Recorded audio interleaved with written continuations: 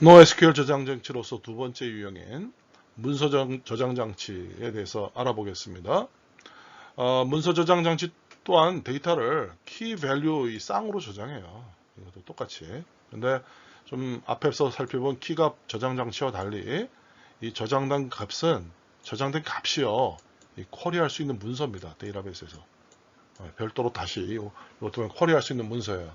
그래서 이런 문서는 이제 우리 송장과 같은 아주 복잡한 중첩 구조를 가질 수 있습니다.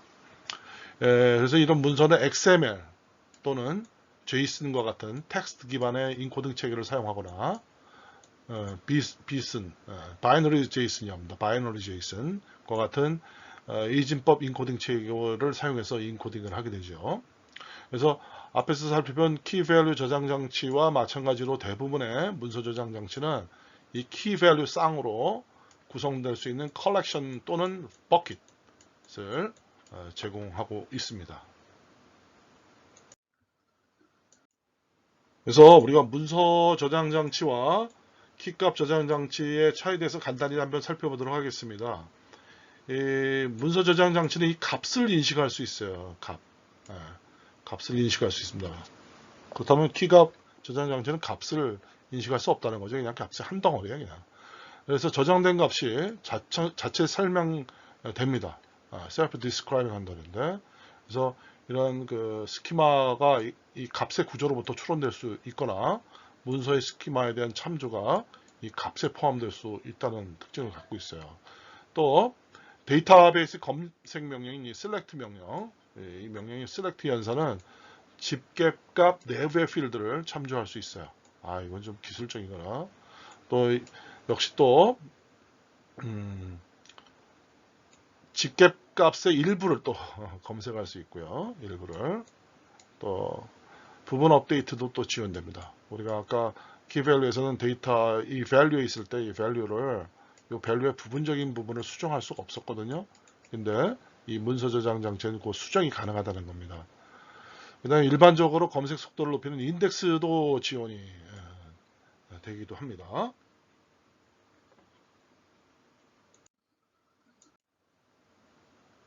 지금 이 슬라이드는 문서 저장 장치에 저장된 JSON 데이터의 예를 보여주고 있어요. 그래서 이 문서 저장 장치는 XML 파일과 같은 실제 문서 형태로 발생한 데이터를 저장하는 데만 국한하지 않고 어떤 플랫한 문서라든가 네스티드 스키마 같은 필드의 집합을 저장하는 데도 이용할 수 있습니다.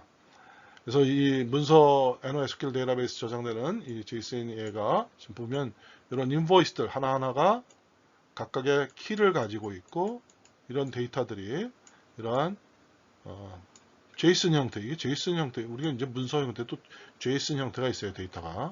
여러분 인터넷에 한번 검색해 보기 바랍니다. 그래서 이 JSON 형태로 다 이렇게 구조적 거의 반구조적이라고 하는데 이런 식으로 데이터가 중첩적으로 해서 저장될 수 있습니다. 그래서 문서 저장 장치의 경우는 플랫 파일이나 또는 네스티드 스키마를 포함하는 반정형 구조의 문서 기반 데이터를 저장할 때 적합하고 또 문서의 구조를 알 수 없거나 변경될 가능성이 있어서 어떤 스키마의 진화가 필수적인 경우에도 이게 이용될 수 있고 또 응용 프로그램이 문서로 저장되어 있는 어떤 집계의 부분 업데이트를 필요할 때도 이게 사용할 수 있고요. 또 문서 내 다른 필드에 수행되어야 할 경우도 이게 가능하고 어떤 고객과 같은 도메인 객체를 직렬화 된 객체 형식으로 저장할 때도 말이 어렵죠. 이런 경우에 이 문서 저장 장치가 적합하다고 할 수 있습니다.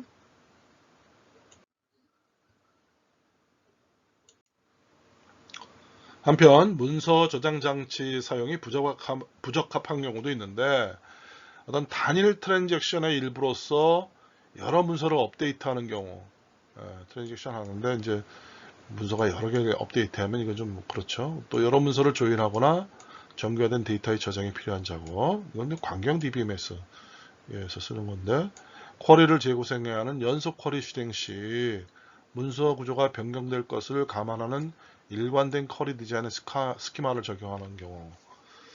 아, 그러네요. 그 다음에 저장된 값이 자체적으로 설명되지 않거나 스키마에 대한 참조가 없는 경우, 또 바이너리 데이터를 저장해야 하는 경우는 이 문서 저장 장치로서는 적합하지 않다고 합니다.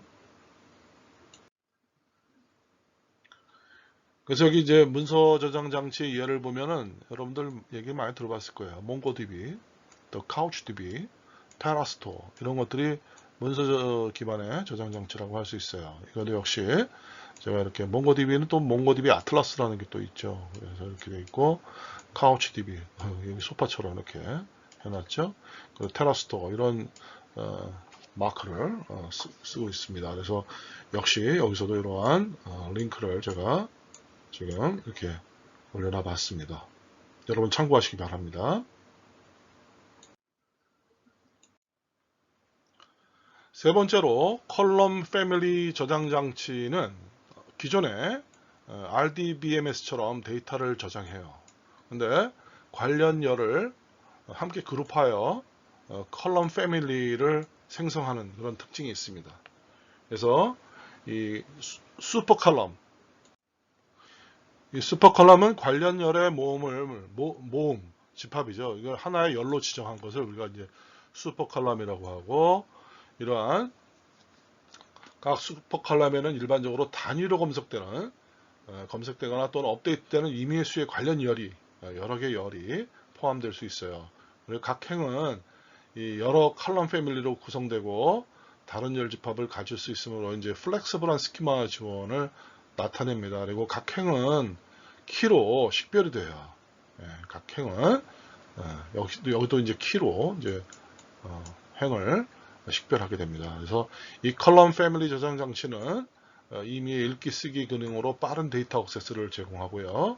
별도의 어떤 물리적 파일에 서로 다른 컬럼 패밀리를 저장하고 탐색 시 필요한 컬럼 패밀리만 검색하게 돼서 이 쿼리 응답성이 향상되는 그런 효과를 갖고 있습니다. 또 일부 컬럼 패밀리는 선택적으로 압축하기 위한 지원도 제공하고 있어요. 그래서 이런 그 검색 가능한 컬럼 패밀리를 압축하지 않고 놔두면 조회를 위해 그 어떤 대상열을 매 차례마다 압축 해제할 필요가 없기 때문에 쿼리를 또 빨리 수행할 수도 있습니다. 압축하지 놔두면요. 근데 이런 선택적 압축도 지원하고 있습니다. 그래서 이 슬라이드는 지금 컬럼 패밀리 저장 장치의 예를 보여주고 있는데, 이게 지금 이게 원래 이게 한 행이고요. 이게 한 행이고 데이터 이게 레코드라고 하죠. 근데 그리고 이게 열이에요. 보통 이게 이제 열인데, 그래서 열에는 하나의 속성만 사실 담는 게 일반 광경 데이터입니다. 근데 이 컬럼 패밀리는 뭐냐? 이 하나의 열에 여러 개 그 열 속성이 들어가는 거예요. 이름, 성, 생년월, 성별, 국적, 이름, 성, 여기 중간 이름, 성별 나오네요. 또 이 주소도 도로, 도시, 주, 우편번호, 국가, 도로, 도시, 국가, 이게 좀 다르죠, 행마다. 또 수입 기록, 총 수입, 수업 기록이 뭐예요? 그래서 그러네, 수업 기록이네. 총 수업, 합격, 불합격, 총 수업, 합격, 불합격 이렇게 해서 이 각 행이 서로 다른 열의 집합으로 구성되는 이런 특성을 갖는 게 이 컬럼 패밀리 저장 장치라고 할 수 있습니다. 이러한 컬럼 패밀리 저장 장치의 경우는 이러한 실시간 무작위 읽기 쓰기 기능이 필요하고, 저장되는 데이터에 어떤 임의로 정의된 구조가 있는 경우, 또 데이터가 표 형식의 구조, 아까 봤죠? 표 형식의 구조를 나타내고 각 행이 많은 수의 열로 구성되어 상호 연결된 데이터에 네스티드 그룹이 존재하는 경우, 또 시스템 중단 없이 컬럼 패밀리를 추가하거나 제거할 수 있는 그러한 스키마 변경 지원이 필요한 경우, 특정 필드가 대부분 함께 액세스될 때 필드 값을 사용하여 검색을 수행해야 하는 경우, 데이터가 공간이 부족한 행으로 구성되어 저장 장치 효율적인 사용이 필수인 경우, 쿼리 패턴에 삽입, 선택, 업데이트 및 삭제 작업이 포함되는 경우, 이럴 때 이 컬럼 패밀리 저장 장치가 이제 적합하다 할 수 있습니다. 반면에 이 관계형 데이터 접근이 필요한 경우, 뭐 거의 안 되죠. 또 ACID 트랜잭션 지원이 필요한 경우도 이건 안 되고요. 바이너리 데이터, 바이너리 이것도 어렵습니다. 그리고 SQL 호환 쿼리 이것도 역시 이것도 그렇고 쿼리 패턴이 자주 변경된 경우에는 이런 컬럼 패밀리 저장 장치가 사용이 부족한 경우가 되죠. 이런 컬럼 패밀리 저장 장치에 속하는 것들로는 이제 카산드라, 카산드라라는 건 많이 이름 들어볼 겁니다. 또 HBase, 또 아마존의 심플DB 이런 것들이 있어요. 그래서 이 카산드라의 이미지고 아파치, 아파치에서 나오는 HBase. 그 다음에 이게 아마존의 심플DB 이런 로고입니다.